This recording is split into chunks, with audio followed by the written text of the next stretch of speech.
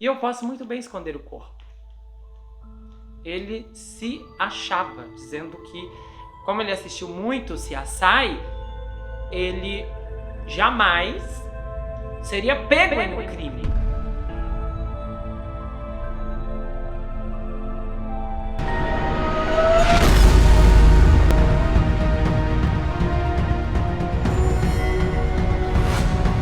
Ei pessoal, bem-vindos a esse canal, eu sou o Gustavo Negreiro, seu psicanalista favorito, e hoje estamos em mais um episódio da série Na Mira, e hoje o caso é efervescente. Você vai ficar assim, revoltado com essa história. Bom, você deve estar sabendo que o meu livro O Perfeito Estranho, Uma Dobra Meia-Noite, acabou de ser lançado. Esse aqui não é um exemplar oficial, porque eu estou para receber da gráfica essa semana e vou fazer o envio, inclusive para quem já adquiriu.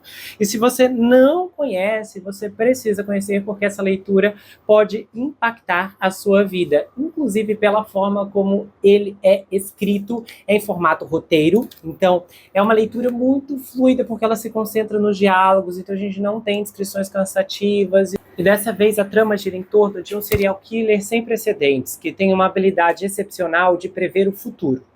A quantidade de reviravoltas, de viradas, de plot twists contidos nessa história ainda vai entrar no Guinness Book, acredite no que estou falando. Inclusive, se você adquirir agora durante a pré-venda, você tem direito a brindes exclusivos. Pois é, o marcador do homicida, o Justiceiro do Céu, acabou de chegar.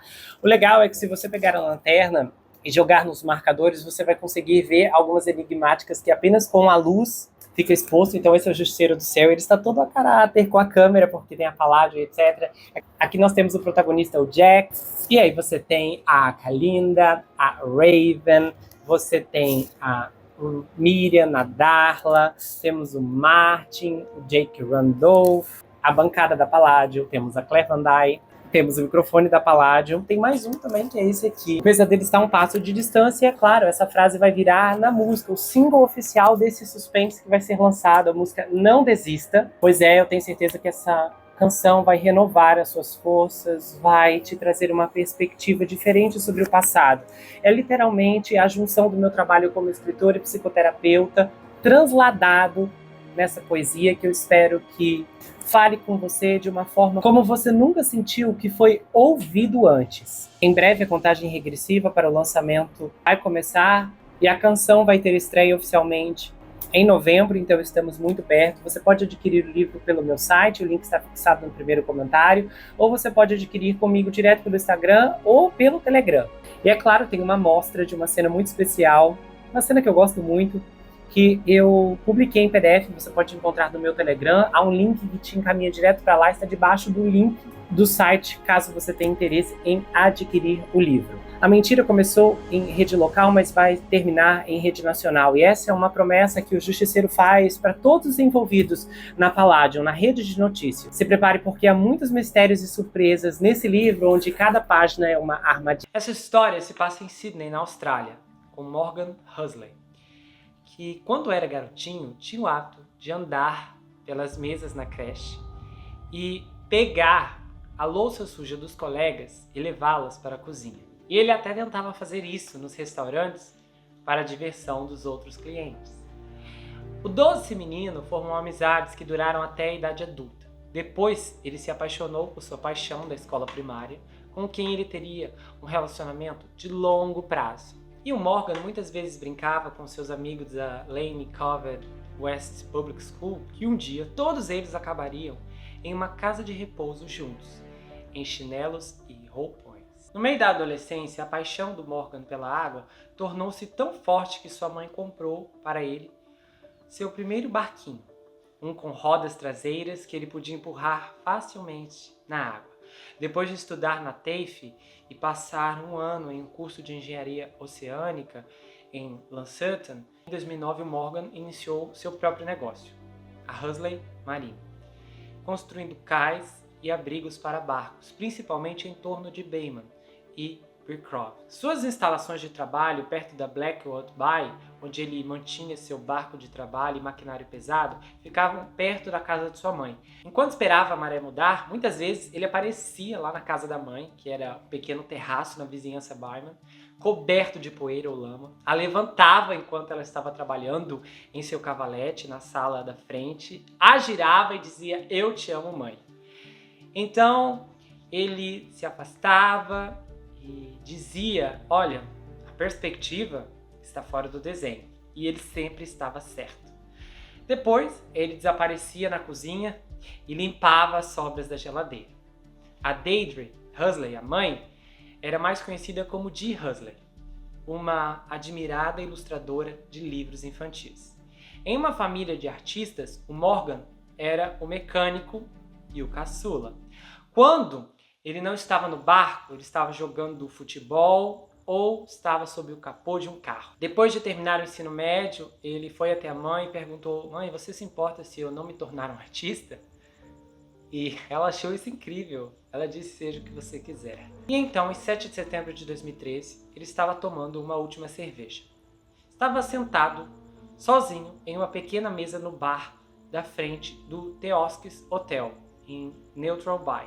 Morgan bebia em seu copo enquanto verificava mensagens de texto em seu telefone Samsung Galaxy. Era um pouco depois da 1 da manhã e o rapaz atraente, barbudo, de 31 anos, ainda estava com os shorts cargo e a camiseta azul que ele havia usado na festa de noivado do seu melhor amigo Chris Mahoney, em um Lane Cove na noite anterior. Então, basicamente, o Morgan passou a noite com uma conhecida, depois ele compareceu à festa de noivado do seu amigo de infância. E ao longo da noite, o Morgan enviou mensagens de texto para um interesse amoroso, um novo interesse amoroso chamado Rebecca Prince. Só que o Morgan não chegou ao The Oscars quando a Rebecca estava lá. E depois das 23 horas, ela mandou uma mensagem para ele dizendo: eu terminei com você. Descalço, ele deixou o local na informalidade e com os óculos escuros na cabeça, o Morgan manda uma mensagem para a Rebecca pedindo desculpas por não ter aparecido ali antes para poder conhecê-la.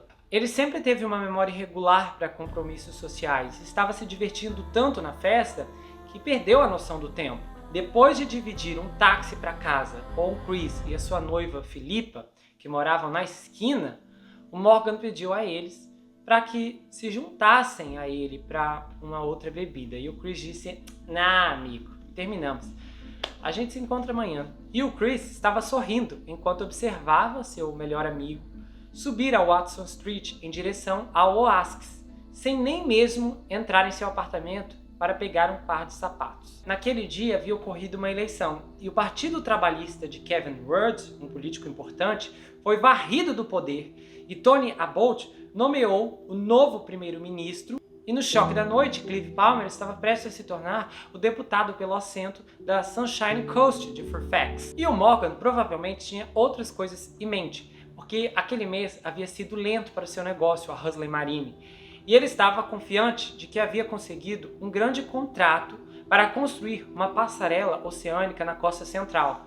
E ele envia outra mensagem de texto, dessa vez para sua velha amiga, a mulher que ele conhece desde a escola primária, com quem ele se relacionou por 4 anos, Jessica Hall. Só que o Morgan não está ciente do estranho do outro lado da rua, parado do lado de fora de um restaurante indiano, o Curry Palace. Esse estranho estava observando e esperando o Morgan. Era um jovem magro de 20 anos, com cabelo ruivo, encaracolado e óculos, que apenas 20 minutos antes estava atrás do Morgan na Westmart, enquanto ele tentava sacar dinheiro de um caixa eletrônico. O jovem, então, que viu Morgan atravessar a rua descalço e se afastar do bar traseiro ostentoso do The Oscars, deu um apelido ao Morgan: Sem Sapatos. E ele contou isso para um segurança do lado de fora do restaurante indiano. Os dois trocaram conversa fiada, enquanto o Morgan entrava no bar da frente, menos formal do hotel. Um jovem cujo nome de batismo é Daniel, mas que todos o chamavam pelo nome do meio, Jack. Jack Cassell pode parecer um típico nerd dócil e corujão, mas por dentro ele é uma massa fervente de raiva fria que, dada a reviravolta errada das circunstâncias, pode se transformar em algo maligno, repelente. Ele havia terminado seu turno lavando pratos para uma festa de 21 anos na escola de culinária em frente ao The Oscars, mas ele não estava pronto para ir para casa. Não agora que havia visto Morgan. O rosto do Jack pode ser vagamente familiar para o Morgan, que muitas vezes compra seus cafés num café da frente das instalações da escola de culinária de Sydney, onde o Jack trabalhava lavando pratos em uma pequena cozinha nos fundos. O Morgan também ia a um punhado de lojas de take-away locais perto do The Oasis Hotel, do Cruise Pizza, do Curry Palace e seu favorito, o Noodle Star, que o Jack Cassell também frequentava. O Morgan só consegue terminar uma cerveja antes que uma jovem garçonete de rabo de cavalo venha até ele e diga: senhor, precisamos fechar. Então Morgan se levanta às 1h28 da manhã. Ele entra então no Ben Boyd Road e os olhos das câmeras de vigilância montadas acima o capturam. Ele faz uma breve pausa do lado de fora, verifica seus bolsos e ele deixou alguma coisa para trás e ele espia pela janela a mesa 2 onde ele estava sentado. Do outro lado da estrada, Jack Cassell observa. E este é o momento em que sua fantasia de longa data de esfaquear um estranho aleatório parece plausível. O Morgan pode ter um corpo robusto de 183 centímetros e 90 quilos, mas suas defesas estão baixas. E ele bebeu bastante. Enquanto caminha sozinho pela Military Road, uma das estradas arteriais mais movimentadas da costa norte, o Jack está sóbrio, em alerta e dando um passo rápido, quase uma corrida atrás do Morgan. Pendurado no ombro direito de Jack está uma bolsa azul Philip Fox, contendo um avental de chefe, uma jaqueta, um Yu-Gi-Oh! E uma grande faca de cozinha japonesa de aço. O Morgan alcança as luzes e começa a atravessar, seguido por Jack Cassell. Momentos depois, o par sai da vista das 7 câmeras da CCTV, que registra o The Oasis e outras lojas. Nessa noite suave da primavera, o Jack fica nas sombras, seguindo sua presa até o apartamento compacto de 2 andares, que o Morgan alugava com uma colega de apartamento na Watson Street, a menos de 100 metros de distância. O Jack passa os próximos 20 minutos rondando do lado de fora do apartamento. Depois de abrir a porta, o Morgan acendeu a luz, puxa um par de tênis brancos que ele deixou embaixo da escada. Talvez ele pensou em sair de novo, mas ele subiu as escadas para o seu quarto. Aí ele abriu uma janela e finalmente se rende ao cansaço, desabando na cama de casal e adormecendo profundamente, ainda vestido. Ouvindo Morgan se mexendo, a sua colega de apartamento Jean Ridman, uma fisioterapeuta irlandesa de 24 anos, levanta-se para fechar a porta do quarto, ligeiramente entreaberta, por uma súbita corrente de ar da janela que o Morgan abriu. Ela coloca seus tampões de ouvido, ajusta seu iPhone para uma música e adormece, esperando seu namorado Ethan Ucker, que passa algumas noites por semana no apartamento, chegar do seu turno tardio em uma loja da Kibak, em Auburn. A Jen tem um sono leve, então ela é acordada novamente cerca de 15 minutos depois por 2 batidas na porta do andar de baixo. Depois de checar o relógio do iPhone, ela se vira imaginando que é um amigo do Morgan, já que o Richard tem uma chave e só iria chegar dali a 1 hora, mas na verdade era o Jack que estava na porta da frente e depois de bater 2 vezes, a segunda muito mais forte, ele tenta a maçaneta da porta, com a manga da camisa cobrindo a mão. Acidentalmente a porta está aberta.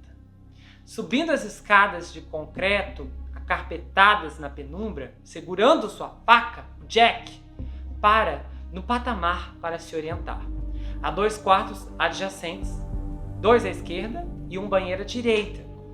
A porta do primeiro quarto está fechada, a segunda entreaberta, e ele pôde ouvir roncos altos de um homem de dentro. Ele coloca a mão esquerda na porta, dessa vez deixando impressões digitais enquanto abre e vê o Morgan dormindo na luz ambiente de bruços. Jack Cassell pula na cama, abaixa o short do Morgan, levanta sua camisa e o apalpa. O Morgan acorda e chicoteia o escuro, mas o Jack enfia uma faca em seu pescoço, nas costas. O Morgan começa a lutar desesperadamente, mas as feridas são profundas na parte superior dos braços, ombros e mão direita. E as facadas continuam caindo e suas artérias carótidas esquerda e direita são cortadas com cortes de 3 centímetros de profundidade. Um golpe é tão profundo que a ponta da faca quebra, alojando-se no crânio do Morgan. Seus gritos angustiados silenciam e ele é incapaz de soltar uma palavra sequer porque está engasgando no seu próprio sangue. No total, foram 28 facadas. A explosão selvagem cessa em poucos minutos. Jack pega o telefone do Morgan, fecha a porta da frente atrás dele enquanto foge do local. Ele enfia a faca ensanguentada e lascada sob a camisa. Ele não a devolve à bolsa. Jack emerge na Watson Street, atravessa a estrada para a escuridão de Chow Lane, atrás da escola de culinária, e pega o caminho mais direto para a casa de seus pais, na Spruce Street. Tudo isso em 15 minutos. Ele descarta a faca em algum lugar ao longo do caminho, em uma lixeira ou entre o lixo empilhado nas calçadas, para uma limpeza do conselho. O telefone do Morgan é descartado no mesmo lugar que a faca, em um lugar onde nunca mais serão encontrados. De qualquer forma, às 2h29, logo após o ataque, o Jack aperta um botão em seu próprio telefone, um antigo Nokia, discando inadvertidamente para seu amigo mais próximo. Ele rapidamente encerra a chamada antes que ela tenha chance de tocar do outro lado. O Morgan ainda está ofegante e ele faz um esforço sobre-humano para se arrastar para fora da cama e se levantar antes de cair na porta e cair na inconsciência. Seu rosto e camisa estão cobertos de sangue e a cama e o tapete ao redor dele estão encharcados. A Jean é acordada por ruídos estranhos e abafados que vêm do quarto do Morgan, seguidos por baques, um estranho guincho e um ronco de outro mundo, diferente de tudo que ela já ouviu antes. Com a mente em busca de explicações e preocupada com Morgan, ela se levanta, abre a porta e acende a luz. E então é confrontada com uma visão horrível. Morgan! Morgan! Ela grita, balançando o ombro dele antes de correr de volta para seu quarto, pegar seu telefone em pânico e discar o 999, o número de emergência do Reino Unido. Percebendo seu erro, a Jean liga para o seu namorado Ethan, que agora está na estação ferroviária de Wynyard, esperando um ônibus para Neutral Bay. E com a voz trêmula, ela diz a ele para ligar para a emergência. Quando o Ethan chega, a Jean está dando CPR no Morgan, seguindo instruções do operador de emergência. E o Ethan percebe que o short do Morgan está puxado para baixo, a sua camisa para cima, expondo seus órgãos genitais. Então ele pega uma toalha para proteger a dignidade do homem e desce as escadas, correndo para esperar a ambulância, que chega minutos depois, às 3h05. E ele diz: por favor, se apressem, por aqui, por aqui. Um paramédico verifica o Morgan, ele está vivo, mas mal, sem respiração, sem pulso, e ele está em parada cardíaca. Mas ele é jovem e há atividade elétrica em seu coração. Então ainda há uma chance. Uma ambulância da UTI é chamada para apoio, chegando em poucos minutos. Ao entrar pela porta da frente, o paramédico David Reeb fica impressionado com o olhar de puro terror no rosto da Jean. Suas mãos ensanguentadas por fazer compressões no peito do Morgan. Quando a polícia chega 10 minutos depois, por volta das 3h15, 3 ambulâncias já estão no local e o Morgan é colocado na ambulância 946 da UTI. Ainda de pijama, a Jean é levada à delegacia de North Sydney para prestar depoimento. A essa altura, a área ao redor da unidade foi toda isolada. O Jack, enquanto isso, está em casa de pijama pleno, brincando com seu console de jogos, um PS Vita, e depois ele checa seus e-mails em um quarto no andar de cima. Ele deixou um pouco de alcaçuz que comprou no Smart quando viu o Morgan, inclusive. Ele colocou lá na bancada da cozinha para sua mãe. Depois ele se livrou das suas roupas ou as escondeu. E ele não estava nem um pouco preocupado, porque no seu guarda-roupa ele tinha 6 outros conjuntos de calças xadrez, de chefe e tops pretos de manga comprida. E ele quase não usa mais nada para ir e voltar do trabalho. Seu sonho é apenas se tornar um chefe. Do outro lado da cidade, em uma ambulância em alta velocidade, os paramédicos passam 23 minutos tentando desesperadamente salvar o Morgan, transmitindo uma mensagem urgente ao hospital. Paciente do sexo masculino com várias facadas, mostrando a sistolia no monitor, RCP em andamento. São 3h30 e o Morgan está na sala de emergência do hospital. Mas infelizmente os médicos não podem fazer mais nada. No estacionamento do lado de fora, os paramédicos estão limpando o interior da ambulância. O cheiro de cloro enche a cabine. Morgan se foi.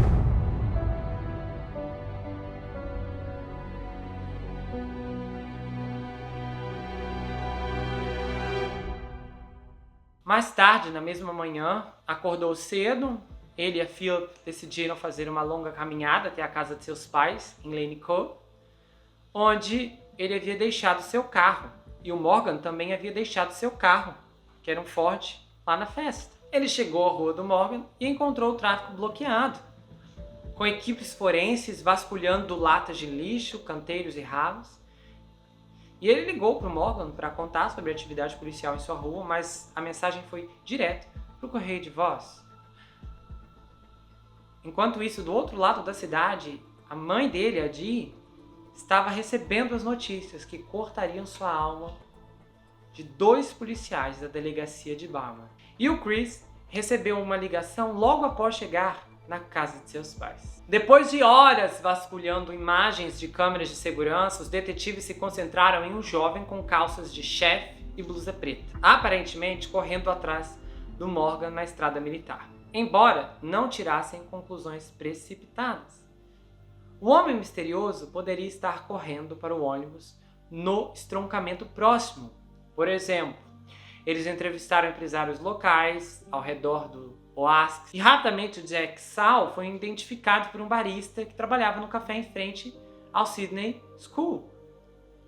E a identidade dele foi confirmada por Brett Deval, chefe do Jack, que deu à polícia os detalhes e o contato do funcionário. 2 semanas após a tragédia, na terça-feira 24 de setembro de 2013, às 17h30, os olhos do detetive sargento Mark Dux varrem o conteúdo do pequeno quarto do Jack.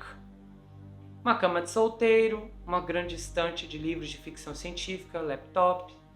E enquanto o jovem puxa 2 espadas ornamentais de samurai de uma bainha preta em sua mesa de cabeceira, ele é questionado pelos detetives se possui facas. E, com seus óculos e modos respeitosos, ainda que estranhos, o Jack é inexperiente, manso e não tem antecedentes criminais ou antecedentes de violência. Não poderia ser mais útil. Ele escoltou os oficiais até a cozinha, mostrou a eles 2 facas chefes. Minutos depois, ele foi na sala de estar e disse ao pai, Mark, alegremente: "Tô indo ali na delegacia prestar depoimento, já volto." Lá na delegacia de North Sydney, o centro nervoso da investigação sobre o que aconteceu com Morgan tinha seu próprio codinome, Operação Band. O Jack vê as imagens do CCTV e é questionado por que estava correndo atrás do Morgan durante uma entrevista que dura 90 minutos. E ele disse: é porque estava frio. E a minha mãe sempre disse: se você está com frio, comece a correr. Quando questionado por que estava andando naquela direção, quando uma rota mais direta para casa na Spuster Street era pelo cruzamento da Ben Boyd, ele afirma que estava voltando à escola de culinária para verificar se havia desligado as luzes. E ele disse: eu vi sim um Morgan mais cedo na Smart, e o Morgan perguntou para mim se eu não queria usar a máquina. Eu não entendi exatamente de que máquina ele estava falando, mas o Jack disse para a polícia que falou: não, desculpa, eu não quero não, obrigado. E aí ele comprou uma bebida e o alcaçuz para sua mãe. Aí ele viu o Morgan novamente na faixa central da estrada militar e sorriu para ele, mas os dois não tiveram uma conversa. E ele afirma que levou mais tempo para voltar para casa do que os habituais 15 minutos porque ele estava distraído com itens deixados de fora para a coleta do conselho. Até aí estava tudo plausível. Mas se o detetive tivesse uma palavra para resumir o Jack, seria estranho. E quando ele pergunta se o Jack ofereceria uma amostra de DNA, a pergunta fica no ar. E aí o Jack recusa, educadamente. Ele é apenas uma das várias pessoas de interesse, incluindo uma ex-namorada apaixonada que apareceu na porta do Morgan sem ser convidada, uma tarde quando ele estava fora. O senhorio de quem o Morgan alugou suas instalações comerciais disse à polícia que eles tiveram uma discussão acalorada. Apesar de uma ampla varredura da área nas horas e dias após a tragédia, a arma do crime e o telefone do Morgan não são encontrados. O detetive não considera o Jack um suspeito central, até receber um telefonema estranho 2 dias depois. Era o Jack.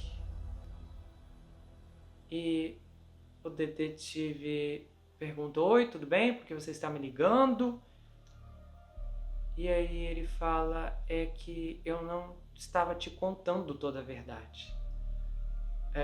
Você sabe, quando eu disse que não falei com aquele cara, bem, eu conversei. Aí o detetive pergunta: onde você está? E ele fala: no estacionamento atrás do Neutral Bay. Em poucos minutos, os detetives vão para o estacionamento e o Jack é interrogado pela segunda vez. E ele diz agora que falou com o Morgan na faixa central da estrada militar. Eu comecei a conversar com ele, ele estava chateado e deprimido. Então eu disse a ele: posso te animar? E ele alegou que os dois se envolveram intimamente no apartamento do Morgan de forma consensual. E aí o Morgan adormeceu e ele decidiu sair. Só que aí, enquanto ele saía pela porta, ele viu uma mulher loira caminhando em direção à unidade. E ele disse: eu acho que foi ela. Ela tirou a vida dele, aquela mulher loira. Aí o detetive diz: por que você não relatou isso antes? Eu estava com medo, muito medo. Aí o detetive não acredita em uma palavra dessa história. E ele diz: o culpado está bem aqui na minha frente. Como Jack percebeu que seu DNA seria encontrado no apartamento, ele teve que inventar essa história de como o DNA dele chegou lá. E aí, naquele exato momento, o detetive fala: você está preso. E a bolsa dele, que ele usou no crime, estava no seu ombro. Isso aconteceu entre 16 e 22h30. Aí o detetive olha pro Jack e diz: você está preso. Aprende a bolsa dele, aquela mesma que ele usou, que estava no seu ombro. E enquanto o Jack está na delegacia, entre 16 e 22h30, um mandado de busca é executado no apartamento dele e as suas roupas são removidas, laptop e 2 facas de cozinha. Nas próximas semanas, quando os resultados do laboratório forense voltam, o DNA do Jack é compatível com o encontrado em Morgan. As manchas de sangue projetadas do Morgan também são encontradas na bolsa do Jack, que ele tentou lavar. Só que as suas impressões digitais são identificadas na porta do quarto do Morgan.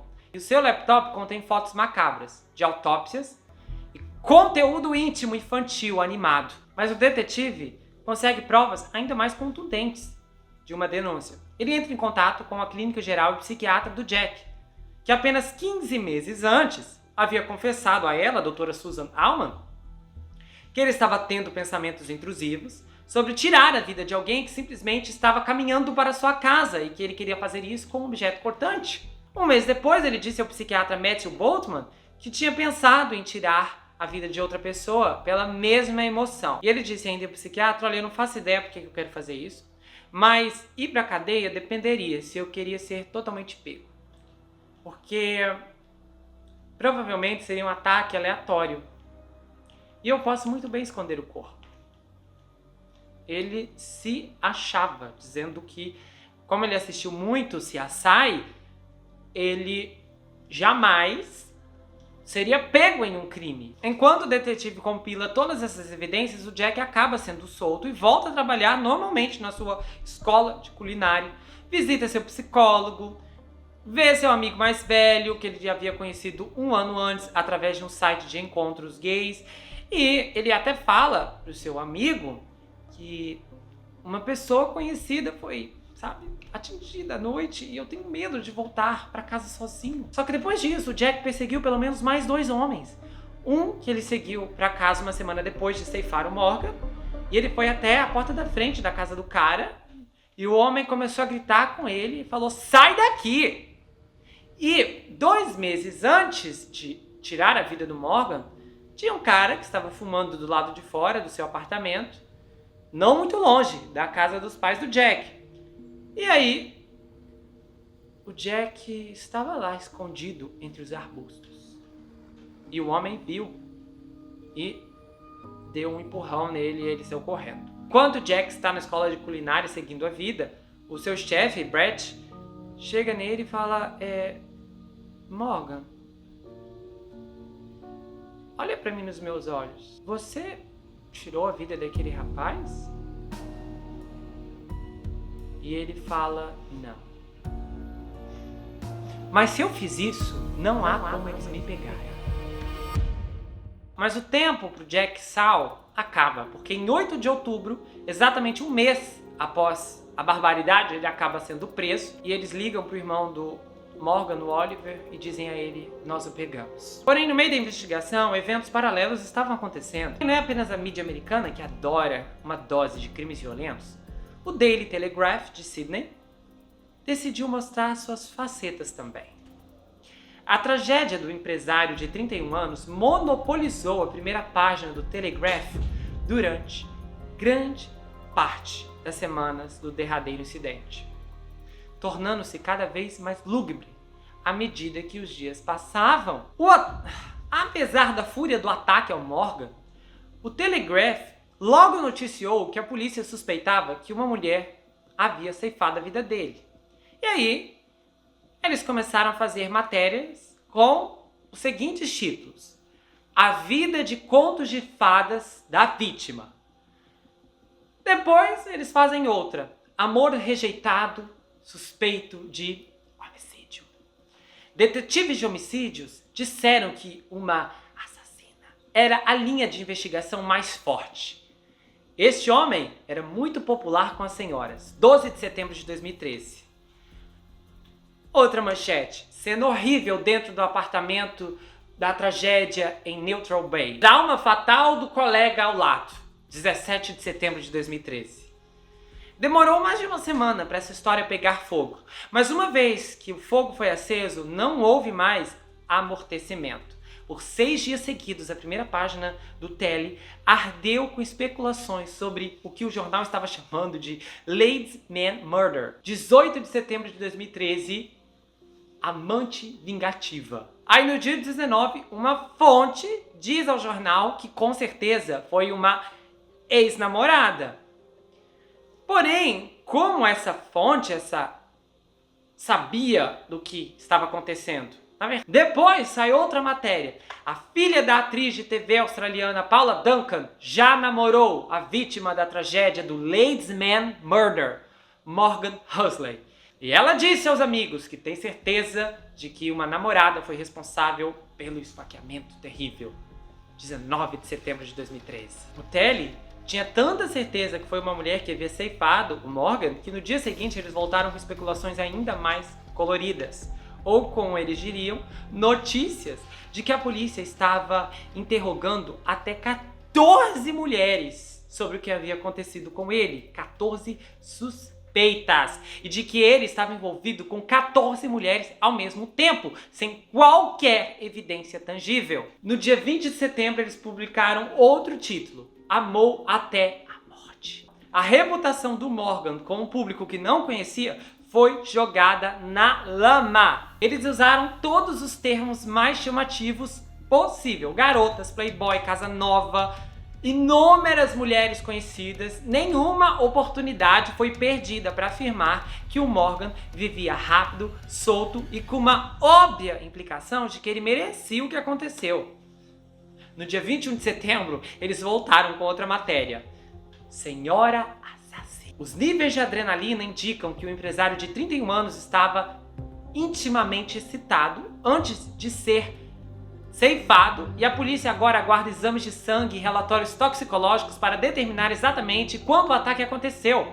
No dia seguinte, eles publicam outra matéria. O Playboy do North Shore foi ceifado por um amor que deu errado? Enquanto isso, a família do Morgan estava chocada com a representação do seu filho. Isso era completamente angustiante.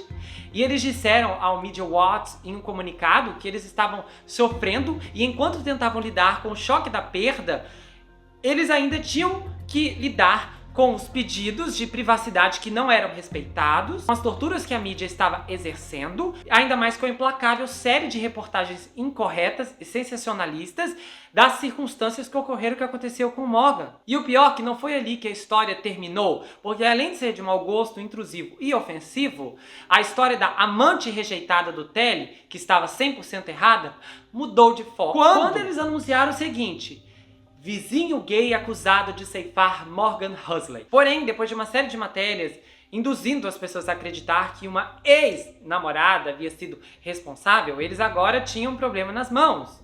Como vamos traduzir isso, já que o Morgan não tinha nenhum caso com esse vizinho, que nem era vizinho? Então, eles publicaram a matéria com o seguinte título: Senhora assassina, plot twist.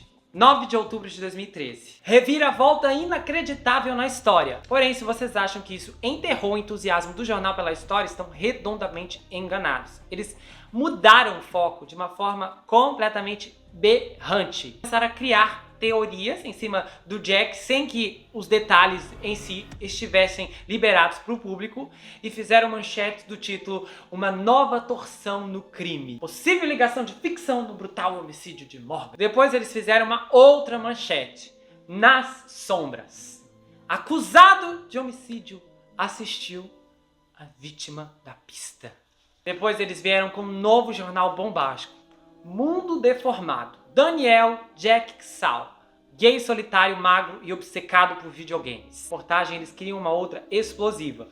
Psicótico com cara de bebê é o culpado. E no começo de tudo isso, enquanto a família estava afogada em dor, organizando os preparativos para o funeral, a loucura da mídia deu o início a um tormento infernal para os pais e para a família do Morgan. Inclusive o pai dele, Alan, sofria com esclerose múltipla e estava confinado a uma cadeira de rodas em uma casa de repouso, porque o Alan e a Dee se separaram quando o Morgan estava na escola primária. No velório do Morgan, 400 pessoas compareceram, incluindo seus ex-professores. E o irmão dele, Oliver, fez um discurso emocionante. Ele disse: olha, você foi tirado de nós de uma maneira que só pode ser descrita como horrível. Já a Jessica Hall, a ex-namorada, contou em um discurso repleto de emoção que se apaixonou pelo Morgan no 6º ano e que ele era um corredor rápido, que ele gostava muito da caligrafia dela e que eles passaram a maior parte de seus 20 anos juntos e que alguns dos dias mais felizes dela foram passados no porto com ele, assistindo o Morgan trabalhar enquanto construía pontões. A colega de apartamento do Morgan, a Jan, lutou contra as lágrimas durante toda a cerimônia na capela e ela foi consolada pelo seu namorado Ayrton. E uma balada do Coldplay, do Dance Scientist, ecoava por todo o local. O caixão amarelo e verde do Morgan estava coberto por um xadrez preto e branco em comemoração ao seu herói de infância, o falecido campeão brasileiro de Fórmula 1, Ayrton Senna. Os amigos lembraram dele como um estudante, com talentos naturais, que eram inúmeros. Marcar gols de futebol, andar de BMX mais rápido, dar tacada com maçãs da vovó. E o diretor do funeral, David Riddle, disse: olha, gente, precisamos celebrar a vida, mesmo que ela tenha sido tomada cruelmente, de uma maneira tão bárbara. As ondas de choque do que aconteceu com Morgan também causaram estragos entre seus amigos, que foram bombardeados com pedidos de entrevista por meio das plataformas de mídia social, como Facebook. E vários pronunciaram e disseram: por que estão atacando o Morgan com todas essas coisas negativas. Os conhecidos do Morgan ficaram horrorizados com a cobertura desses jornais. Estão banalizando um homem que não pôde se defender. Era como se o Morgan, uma vítima inocente, estivesse sendo publicamente envergonhado e, por subtexto, em parte culpado pelo que aconteceu com ele. Isso é absurdo, gente. Parem com isso. E os amigos, a família se revoltou. A polícia veio e disse, gente, tentem apenas ignorar. E a família disse, como a gente vai ignorar o fotógrafo que fica na ponta dos pés tentando tirar uma foto com flash, tá? Pela janela. Ele pediu antes para tirar uma foto e a gente disse não. Então ele ficou na janela tentando nos fotografar.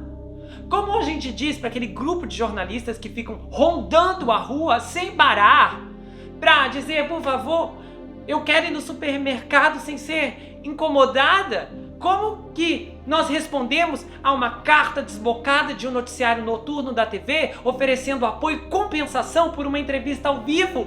O que a gente diz para um repórter que bate repetidamente em nossa porta e depois enfia um cartão de visita embaixo dele com um rabisco escrito à mão? Fale conosco e imprimiremos a verdade, sugerindo que eles estavam fazendo qualquer coisa até aquele momento, menos publicar o que realmente era real. Nós aceitamos que a imprensa tem que fazer seu trabalho, mas esperávamos pelo menos um pouco de empatia. O Morgan que vimos retratado nas histórias da mídia era uma pessoa que não reconhecíamos. Olha, quando eu penso no Morgan, eu lembro do homem que trabalhava 6 dias por semana construindo moles, rampas e abrigos para barcos ao redor do porto de Sydney. Um homem que era tão respeitado por seus clientes que eles se reuniram e fizeram uma placa em sua memória em um mole em Northbridge. Eu penso no homem que amava os animais, que adotou um leão na África, um elefante, que fez planos com a Tiffany, a irmã, minha outra filha, para ir à cidade do Cabo no ano seguinte para participar de um projeto voluntário de pesquisa e conservação. Eu penso no Morgan que fazia imitações do Tony Abbott, da Julia Gillard, com sua voz profunda e gutural, e no homem que poderia dar uma risada animadora. Eu penso no homem que levou a Tiffany e o Dave para dar uma volta em sua lancha ao redor do King Mary, no Quay, apenas para ser multado por dirigir muito perto de um rebocador e de um navio de reabastecimento. Eu penso no meu filho, que estava esboçando ajustes na cadeira de rodas do seu pai para torná-la mais confortável. Eu penso no homem que amava uma festa, mas se ele visse alguém sentado sozinho, ele ia até lá e era gentil com essa pessoa. Eu penso em um filho que detestava valentões e que tratava bem qualquer pessoa e era bom com todos. Esse é o meu filho. O Chris, de 34 anos, melhor amigo do Morgan, disse, sabe uma coisa sobre ele? As pessoas sempre ficavam felizes quando ele aparecia. Ele literalmente tinha o hábito de fazer piada com as pessoas, especialmente se elas fossem rudes ou parecessem arrogantes. As mulheres eram atraídas por ele. E ele teve 3 relacionamentos sérios, mas um playboy? Isso é um absurdo. Ele teria rido se soubesse disso que estão dizendo. Ele nunca machucou ninguém e ele sempre foi respeitoso com todas as mulheres. Quando o julgamento começou, todos os olhos no tribunal, com painéis de carvalho, estavam fixos no jovem sentado no banco das testemunhas. O Jack, a primeira e única testemunha a falar em sua defesa, pelo que houve com Morgan, estava prestes a depor no fim do julgamento, que foi angustiante e durou 2 semanas. E ele se declarou inocente. Ele parecia estar gostando da atenção e estava totalmente preparado para aquele momento, porque ele fez notas copiosas durante todos os testemunhos anteriores da família, amigos e colegas do Morgan, para que a sua história fosse rica em detalhes. E ele disse ao juiz, eu quero fazer as pazes e dizer a verdade sobre as terríveis mentiras que contei. Eu conversei com o Morgan naquela noite e ele estava sorrindo enquanto conversávamos. E ele perdeu um pouco o sorriso e disse que teve uma semana estressante. Então ele afirma que em poucos minutos de papo, o Morgan o convida para sua sala de estar, para que eles continuassem conversando. E então o Morgan pergunta para o Jack, como você alivia o seu estresse? E o Jack diz, Ah, você quer fazer coisas comigo? Jack acariciou Morgan por cerca de 10 minutos em seu quarto, até que ele sentiu algo o atingir com força na cabeça. E ele percebeu que havia mais alguém na sala de estar. Parecia que essa outra pessoa e o Morgan estavam brigando. Então ele se levantou e saiu correndo. Aí o promotor perguntou: e como que você não percebeu o agressor se aproximando? Aí ele disse: é que eu estava me concentrando em outras coisas. E ele diz isso de forma sorridente. Aí em outro momento o tribunal é informado que ele é de alta inteligência, acima de 90% da população, e ele inclusive sorri nessa hora. Aí ele diz que mentiu para a polícia sobre ter ido ao apartamento do Morgan, porque ele estava com medo de ser associado à tragédia. E o júri nem é informado sobre o segundo conjunto de mentiras que ele contou no estacionamento, quando se encontrou com a polícia, porque aquele interrogatório não foi gravado. Ele não acredita na história fantasiosa do Jack, até porque não havia uma evidência sequer que ele não fosse heterossexual. E sentados no tribunal, a apenas alguns metros do criminoso, os irmãos dele e a mãe ficam horrorizadas com o testemunho mentiroso que ele tem a coragem de dar ali. O tribunal também é informado que o Jack é diagnosticado com transtorno bipolar, autismo, depressão de diferentes médicos e psicólogos, e que ele também havia parado de tomar Seroquel, um medicamento antipsicótico, por ordens médicas. Quando ele foi questionado do porquê ele se mudou da sua cidade natal à Nova Zelândia 2 anos antes, ele disse ao tribunal que sentia falta de seus pais e que se mudou para Sydney, já que ele não estava lidando com aquilo sem o apoio deles. A equipe de defesa do Jack até tenta impedir que os dois psiquiatras testemunhem contando o que ele havia relatado na sessão sobre atacar alguém aleatório à noite. E em 18 de março, um júri de 5 homens e 7 mulheres delibera por pouco mais de 2 horas antes de considerar o Jack, com 22 anos, culpado de ter ceifado a vida do Morgan. Ele tem a acusação de homicídio e também de atentado ao pudor. Ele é levado para a prisão. O pai do Jack, Mark, vai até o procurador da coroa e agradece por defender um caso justo contra seu filho.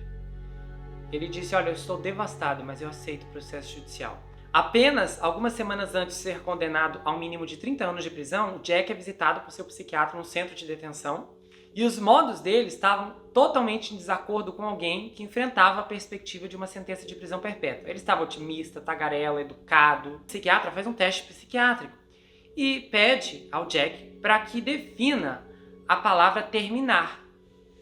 E ele responde com a palavra matar, extinguir completamente a fonte de vida. A resposta surpreende o psiquiatra, que sabe que essa é uma resposta usual de crimes violentos. Uma pessoa normal poderia responder acabar ou parar. Uma avaliação psiquiátrica definiu que ele tinha traços insensíveis e sem emoção. E ele confessou a um médico que ele não ficava com raiva, mas que ficava era com fúria. A selvageria da brutalidade dele levou a polícia a realizar investigações no subúrbio da capital da Nova Zelândia para verificar se algum crime não resolvido havia acontecido durante o tempo em que ele estava lá. Só que como ele era apenas um adolescente na época, as investigações acabaram não dando em nada, embora a polícia chegou a afirmar que se ele não tivesse sido pego, ele teria atingido outras pessoas. O Jack foi adotado ao nascer e foi criado em um lar amoroso de classe média alta e frequentou uma pequena escola em Montessori. Ele passou a estudar hospitalidade e depois os pais dele, os pais adotivos, dirigiram empresas imobiliárias e ofereceram uma infância muito confortável para ele, inclusive para uma irmã mais nova e um irmão mais velho. O apartamento do Morgan foi colocado para locação apenas 2 meses depois do que aconteceu, isso em 16 de novembro, e foi aberto para o público para inspeção. O agente imobiliário Michael Hawker foi incumbido de vender a propriedade recém-acarpentada e pintada. O gerente imobiliário de Sydney, Michael Hawke, foi incumbido da missão de vender a propriedade recém-acarpentada e pintada para possíveis inquilinos. Ele admitiu que não era uma tarefa fácil. Ele disse: olha, o aluguel está definitivamente abaixo do mercado, reformamos a propriedade para dar um pouco mais de conforto às pessoas e estamos sendo muito diretos sobre o que aconteceu aqui. Nós até nos oferecemos para trocar as fechaduras e também para ser o mais útil possível, para que as pessoas não se preocupem que algo assim vai acontecer de novo. cerca de 25 jovens caçadores de apartamentos compareceram à inspeção de 10 minutos, com 4 saindo com um formulário de inscrição. Fora os esclarecimentos obrigatórios, a única pista para imaginar que algo terrível havia acontecido ali era o aluguel, que estava muito abaixo do mercado, $530, e também o aviso legal nos anúncios da propriedade que diziam ocorreu uma cena de crime recente. Na época, quando 3 ou 4 pessoas pegaram o formulário, o Michael disse, eu nem sei se realmente eles querem alugar ou se queriam apenas contar para os amigos que estiveram ali.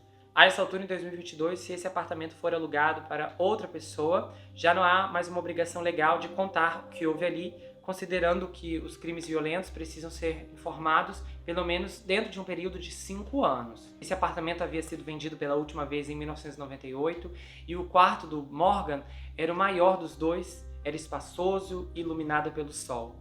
O Michael revelou que conhecia o Morgan há algum tempo e que havia alugado o apartamento para ele pessoalmente. Disse, olha, eu conhecia sim o garoto, eu que o trouxe aqui, eu mudei, fiz a mudança. Inclusive, ele morava no prédio ao lado. Aí, quando esse aqui ficou vago, eu disse a ele, olha, pode vir para cá se você quiser. Ele era um cara muito legal. E eu sinto muito por ele e por sua família. Os pais do Jack deram entrevista a um jornal impresso e disseram que os médicos a quem o Jack havia confidenciado sobre os seus pensamentos intrusivos haviam decepcionado.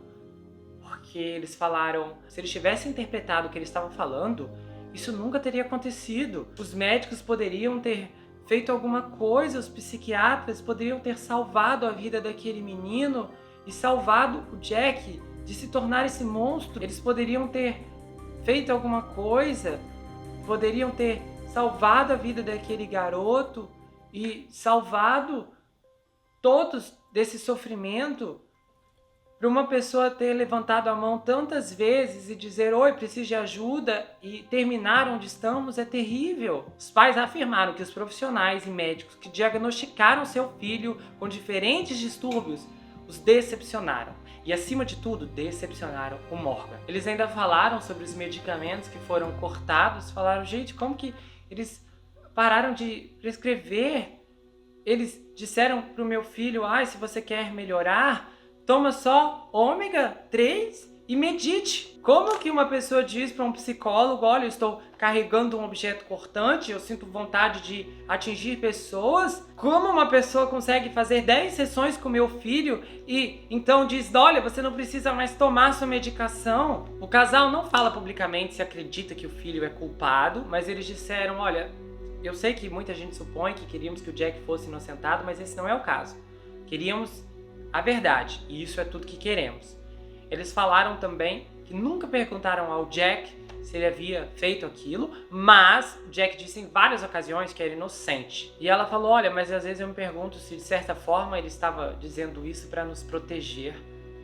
Se ele fez isso, e eu não estou sugerindo que ele fez ou não fez, ele precisa de muita ajuda. Ele precisa de ajuda de uma forma ou de outra. Ela relatou também que a primeira coisa que seu filho disse a ela depois que ele foi sentenciado foi, você está bem? Ele então abraçou o pai e agradeceu pelo pai ter feito um discurso nos degraus do tribunal, reconhecendo a dor que a família do Morgan ia ter que suportar pelo resto da vida. Ele disse especificamente, olha, sentimos pena da família do Morgan. Isso não é da boca para fora, genuíno.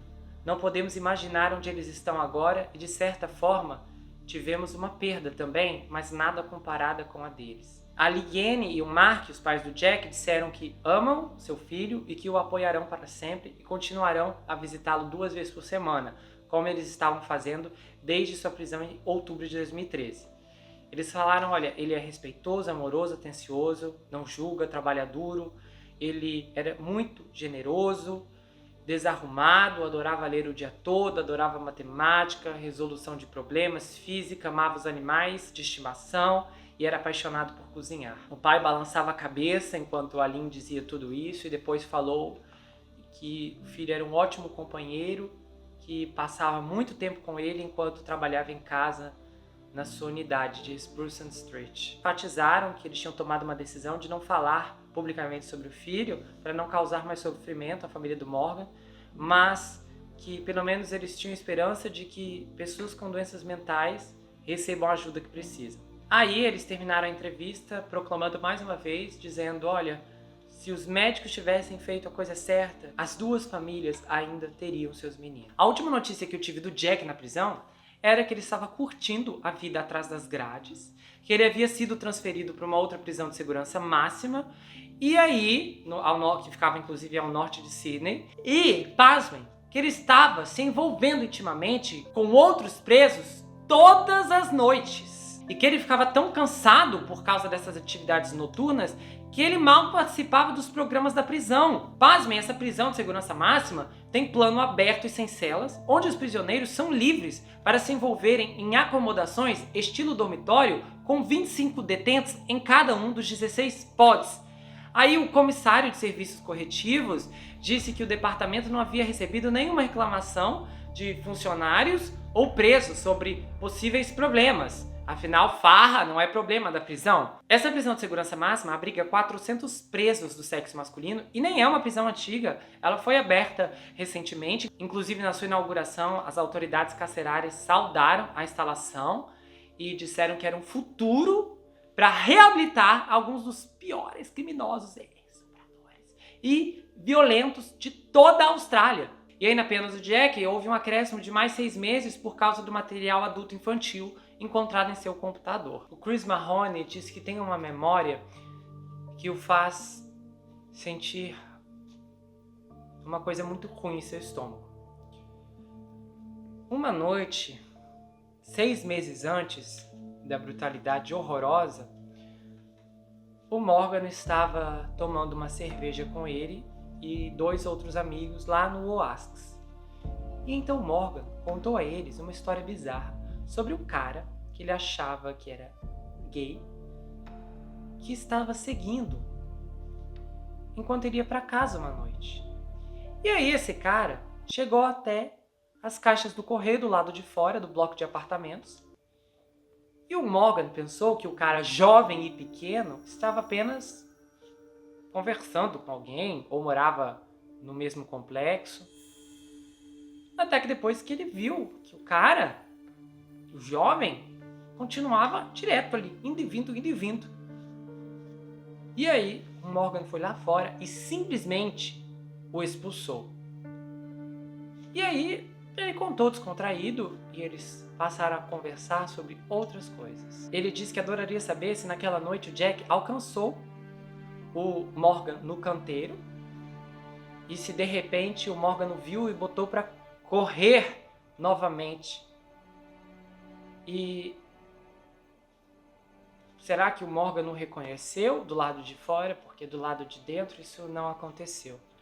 Ele disse que essa retrospectiva é perturbadora, porque eles ficam com uma série de hipóteses. Principalmente se naquela noite ele tivesse escolhido tomar o último drink que o Morgan havia solicitado.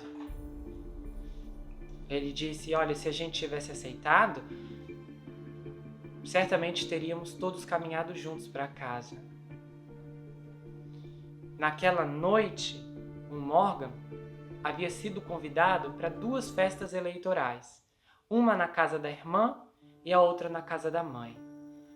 A irmã diz, eu devia ter pressionado mais meu irmão. Todos eles concordaram. Se tivéssemos feito apenas uma coisa diferente, aquilo não tinha acontecido. O Chris diz que, ocasionalmente, até os dias de hoje, às vezes ele pega o telefone para ligar para o Morgan para falar sobre um trabalho que ele sabe que seria perfeito para ele. E aí, de repente, quando ele pega o telefone, ele se dá conta que seu amigo não está mais entre eles. O impacto na mãe foi muito forte, o luto quase ininterrupto sobrecarregou as amizades e até mesmo as mais próximas. A mãe, a Dee, disse que tudo foi diferente. Ela falou que as pessoas começaram a atravessar a rua porque foi tão desastroso o que aconteceu que elas simplesmente não tinham palavras. Era como se todo mundo quisesse evitar a família porque eles não sabiam expressar mais sentimentos, porque era tudo muito palpável. E uma vez ela estava voltando para casa enquanto caía uma chuva leve. E aí ela viu o rosto do Morgan na capa do jornal local, envolto em plástico. E cópias estavam espalhadas por toda parte, manchadas de lama e gotas de chuva, e ela disse que só queria andar por aí e pegar todos. A família procurou homenagear o Morgan. A Dee fez outro livro, um livro infantil ilustrado, e esse livro foi chamado de Meu Irmão. O Oliver, o irmão, e a Tiffany também participaram da construção desse projeto, e ao virar da primeira página tem uma imagem em movimento, em um grafo puro de uma criatura gentil e peluda sentada sozinha em sua pequena cabana, parecendo absolutamente desolada. Sua comida permanece intocada na mesinha da frente. E sob a imagem estão palavras simples. Sinto falta do meu irmão. Estou muito perdido sem ele. Esse caso é mais um caso triste e que caso aqui. Eu termino com, ai, que caso feliz esse. Mas esse caso é tão assim, enquanto eu fazia a pesquisa, gente, em vários lugares que eu ia, eu encontrava depoimentos, assim, depoimentos extensos. Ele foi meu colega. Eu encontrei um depoimento de um rapaz que disse que estudou com Morgan no primeiro ano e ele andava com surfistas. Mas ele disse, o Morgan era querido por todos os grupos, nerds, até mesmo os valentões, porque ele tratava bem todo mundo e ele protegia, ele não suportava ver ninguém sendo maltratado. Ele disse, olha, eu não era amigo, mas eu gostava, porque ele era uma pessoa super gentil, eu nunca vi ele humilhar, ele fazer mal a ninguém. Então aqui é mais uma pessoa que estava ali vivendo a sua vida quando é atingido por esse monstro desse Jack. Que absurdo saber que esse garoto... Eu acho isso tão monstruoso ser informado de uma coisa dessa. Que tipo de prisão é essa de segurança máxima? Que todo mundo fica livre para andar, ir e vir quando quiser lá dentro, como se fosse um festival. Isso é assim que eles pretendem reabilitar as pessoas com liberdade? É um pouco... Sabe, gera indignação essa vida boa que essas pessoas levam, porque é uma vida boa, tá? Eles comem melhor do que muita gente. E aqui é uma ótima oportunidade, inclusive, para dizer que essa metodologia carcerária deveria mudar seriamente, severamente. Esses presos deviam trabalhar, se eles querem comer, eles precisavam trabalhar. E um detalhe importante sobre o monstro desse caso, não vamos humanizá-lo, porque ele é um monstro, é isso que ele é a arrogância dele. Sou muito esperto. Eu sei muito sobre crimes, sou especialista em CSI Miami, CSI Nova York, CSI Investigação Criminal e ninguém nunca vai me pegar. Olha, mas ele leva uma bolsa manchada com sangue da vítima para o interrogatório policial. Ou seja, a arrogância dele era tão extrema, tão elevada, que ele pensava, não, eu posso estar com tudo aqui. Só faltou ele colocar a própria arma ali dentro, né? Porque não faltava mais nada. Eu estou com tudo aqui, mas ninguém vai conseguir tocar em mim. Ele se achava muito bom, ele se achava melhor que a polícia e provavelmente pode ter sido aquele momento que ele estava sentindo pela primeira vez uma realidade de poder. E ele não estava ciente de que as suas capacidades em relação à investigação era completamente limitada. Se ele fosse menos arrogante, ele teria percebido esses riscos, mas muitas vezes essas pessoas não conseguem observar essas placas óbvias para nós de tipo, meu, o que você está fazendo? Vão te pegar. Porque a arrogância faz com que eles enxerguem tudo de outro jeito. Isso aqui serve para você, mas eu sou intocável. É assim que eles veem. E eu sei que tem muitas pessoas que podem olhar para situações como essa e acreditar que há uma situação subjacente relacionada a traumas de infância, distanciamentos emocionais da realidade, diagnósticos relacionados à esquizofrenia, substâncias, álcool. No entanto, nenhuma dessas coisas faz diferença quando um ser humano tem o poder de tomar suas decisões e escolhas, que era o caso dele. Ele decidiu fazer aquilo naquela noite, ele decidiu seguir. Ele tinha... Gente, não foi uma coisa assim de... avançou no meio da rua do nada. Ele viu e em 10 segundos depois ele pulou. Não, ele fez todo um trajeto, ficou não sei quantos minutos na frente da porta. Ele pensou naquilo, ele poderia muito bem ter desistido. Uma outra pessoa talvez desistiria, mas ele não desistiu. Ele escolheu fazer aquilo porque queria fazer. Essa pena dele não é suficiente, o mínimo deveria ser perpétua. Esse homem não pode sair nunca mais da cadeia. E é triste, porque ele vai sair com 50 e poucos anos. Olha, tem muita chance ainda de cometer mais atrocidades. Não se pode dar uma chance de liberdade quando envolve situações como essa. Até mesmo as segundas chances, elas são limitadas. E no geral, na cabeça desse rapaz, ele queria que a vida dele fosse a que ele desejava, ele queria que a sua rotina fosse a que ele esperava, ele queria que tudo à sua volta acontecesse ao seu modo, ele queria que os outros fossem do jeito que ele precisava, mais fracos e menores. E ele se aproveitou da vulnerabilidade do álcool para atacar e ferir. Isso além e aquém das suas fantasias, porque a única forma dele ter poder foi nesse nível de vulnerabilidade que era o álcool. O Morgan encarnava tudo que o Jack invejava e possivelmente era o tipo de homem que o Morgan achava que nunca poderia ter. O desejo virou uma obsessão e a obsessão se tornou uma perversidade mortal.